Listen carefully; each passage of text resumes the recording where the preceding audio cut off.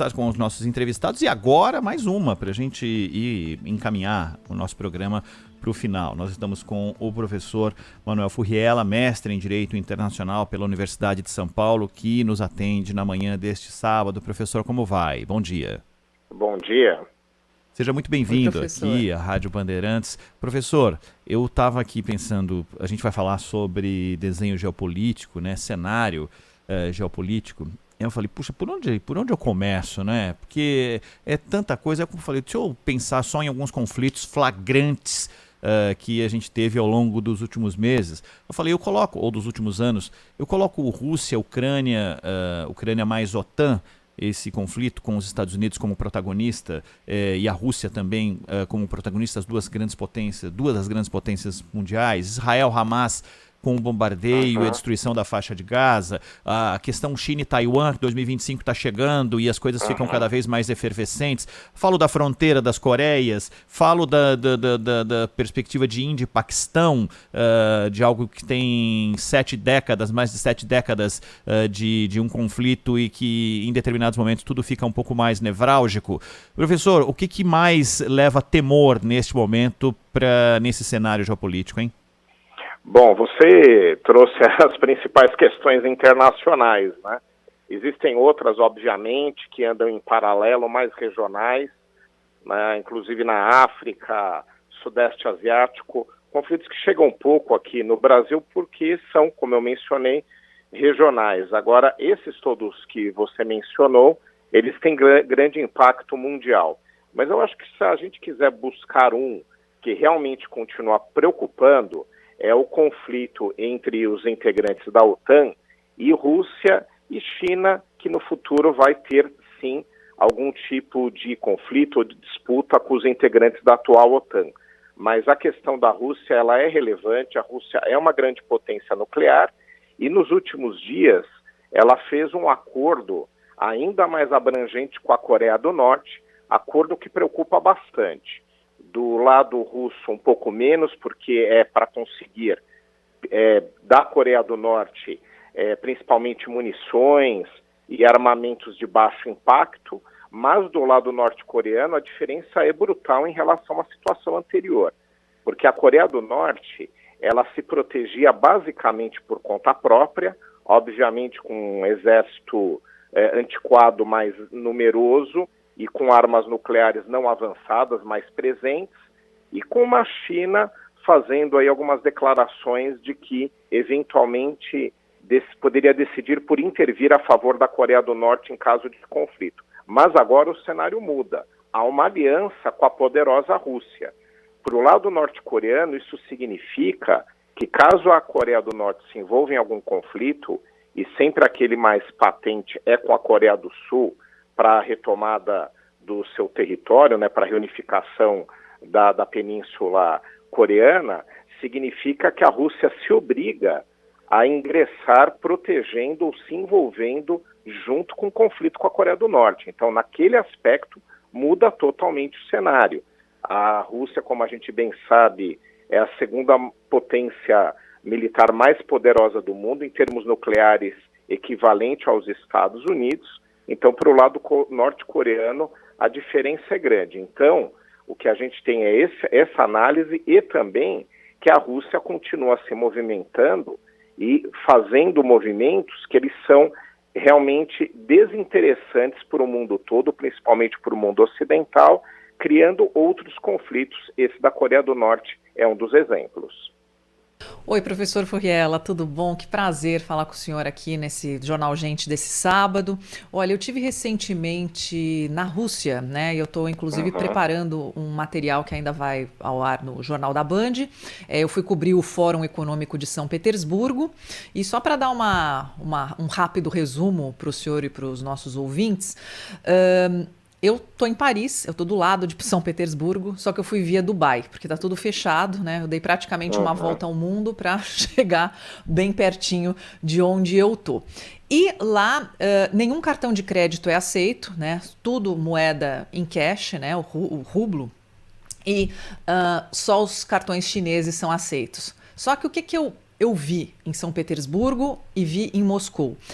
A guerra só está no fronte. As pessoas estão Sim. tocando a vida, levando no normal. Era uma véspera, pré-verão, né? Porque a gente entrou no verão ontem aqui na Europa. Mas assim, todo mundo na rua, os bares lotados, os hotéis cheios e cheios de turista, principalmente da Ásia, né? E da própria Rússia, né? Lotando tudo. Então, assim, parece que é um país que não está em guerra. E eu queria saber com o senhor, o que me chamou muita atenção é que a Rússia está crescendo e tem uma perspectiva de crescimento ainda esse ano.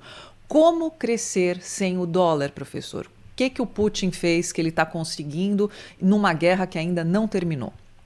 A gente tem dois aspectos aí que eu acredito que tenham influência em diminuir os impactos sobre a Rússia. Eles existem, não são tão poderosos quanto imaginavam os países, os estados ocidentais, quando prepararam as sanções, mas eles têm um efeito sobre a sociedade, mesmo que não tão impactante quanto se imaginava. O primeiro é que a Rússia, ela se preparou para conflitos na Europa Central, né? O caso da Ucrânia é o mais patente, mas ela ainda observa outros, como a Geórgia, por exemplo. Então, ela teve aí uma organização com alguns armamentos mais modernos, diferentes daqueles que ela tinha anteriormente, né, que eram de larga escala, alguns armamentos mais tecnológicos, mas principalmente financeiramente. E os embargos internacionais, eles impactaram parcialmente nessa preparação de fundos para eventuais conflitos futuros, como depois acabou acontecendo. Então, ela conseguiu mitigar um pouco, mas o principal fator foi que ela continuou fazendo negócios com outros países, principalmente com a China. A China aproveitou também a situação de conflito, não só para ter alguma influência sobre a Rússia, que ela não tinha e nunca teve na história, como também para conseguir matéria-prima, principalmente petróleo, mas alguns outros recursos, com um valor abaixo do mercado. Então, para a China foi realmente muito interessante. Matéria-prima é substancial para um país que ainda é tocado pelas indústrias, né, pelas manufaturas, mas isso alimentou a economia russa.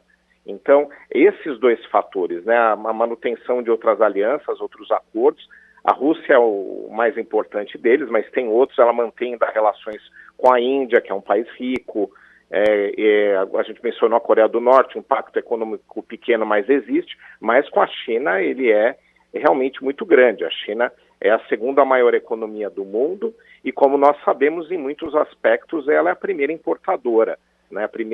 O estado que mais importa diversos produtos. Então, tudo isso manteve o funcionamento da economia russa. Tanto é que em diversas oportunidades eu disse, e repito, enquanto a China não se desinteressar pelo conflito da Rússia com a Ucrânia, ele vai continuar andando. Porque se em algum momento ela achar que atrapalha os negócios ou seus interesses, ela pode movimentar o tabuleiro e ajudar a acabar com a guerra. Enquanto ela não faz isso, ela alimenta a economia russa e as sanções diminuem o seu efeito. Nós estamos conversando aqui na Rádio Bandeirantes com o professor Manuel Furriela, mestre em Direito Internacional pela Universidade de São Paulo. Professor, agora há pouco veio a notícia, houve um novo ataque de Israel à faixa de Gaza e 20 pessoas morreram aproximadamente, próximo ali de uma base da Cruz Vermelha. E eu estou usando isso só uma simbologia, porque eu poderia citar outros tantos dias com outros tantos ataques, com outras tantas pessoas mortas, mas passa pela ONU. Eu queria saber do senhor em que estágio a gente pode dizer que a ONU fecha, se a gente for colocar num círculo todos esses conflitos que citamos aqui ao longo desses últimos minutos, com decisões da ONU sobre cada uma dessas situações e algumas decisões contumazes de, por exemplo, cessar fogo na faixa de Gaza, e que tem no comando de Benjamin Netanyahu, e eu não estou nem falando da questão política dele lá dentro de Israel e as tomadas de decisões que passam muito pela permanência dele no poder ou não, mas como sai a ONU desses últimos conflitos e principalmente sobre as decisões tomadas que foram as mais robustas de interlocutores internacionais para querer que isso viesse a acontecer e nada aconteceu. A ONU ela passa por um momento de desgaste que começou com o fim da Guerra Fria. Ela ainda tinha bastante protagonismo, principalmente no Conselho de Segurança, que ainda hoje é importante, né? Mas, de qualquer forma, se a gente pegar dos anos 90 para cá, é um declínio de poder de participação em grandes decisões internacionais.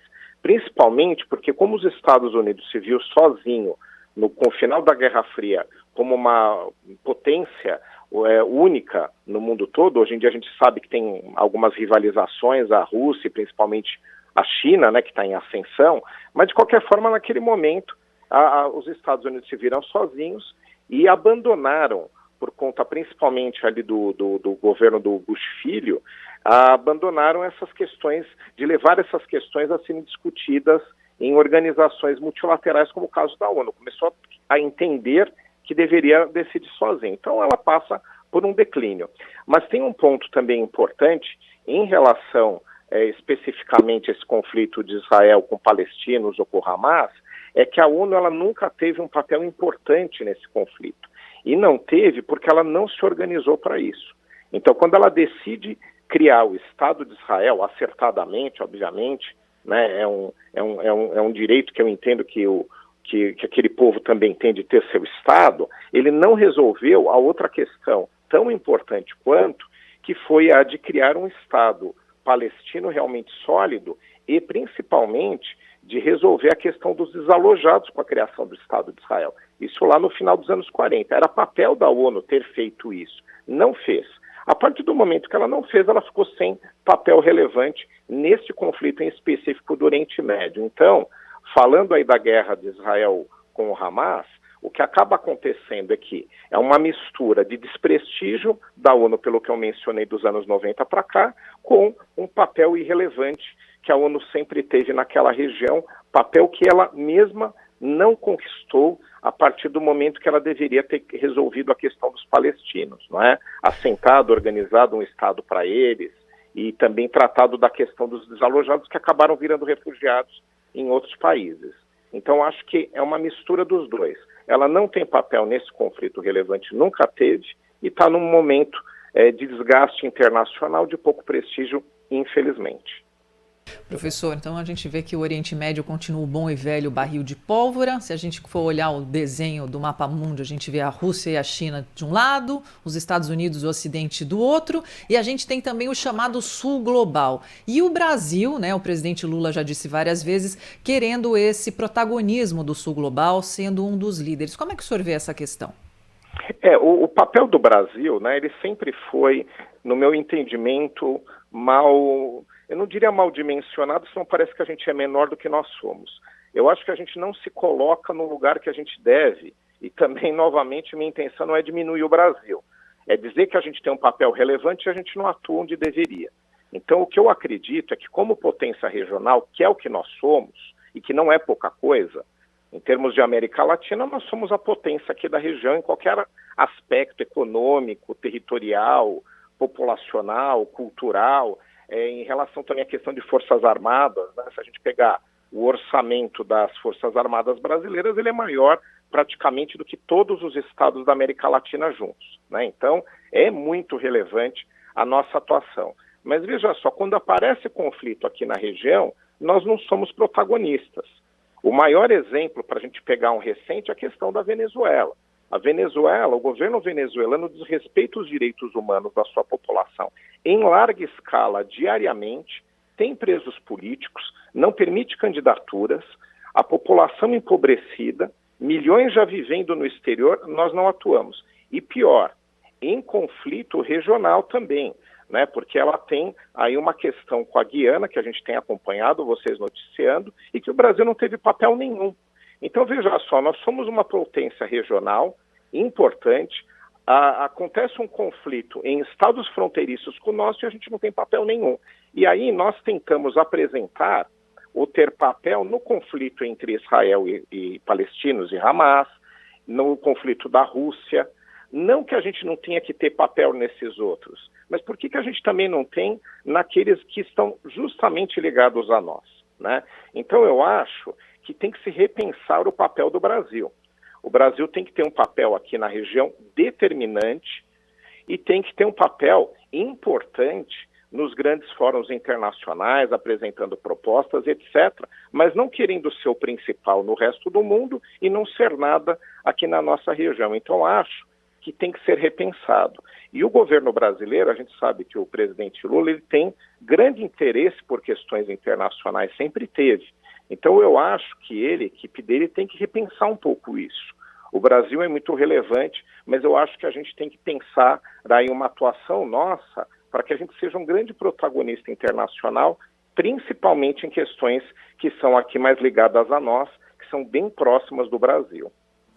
9h52. Professor Manuel Furriela, mais uma vez, muito obrigado pela atenção conosco aqui na Rádio Bandeirantes com o Jornal Gente.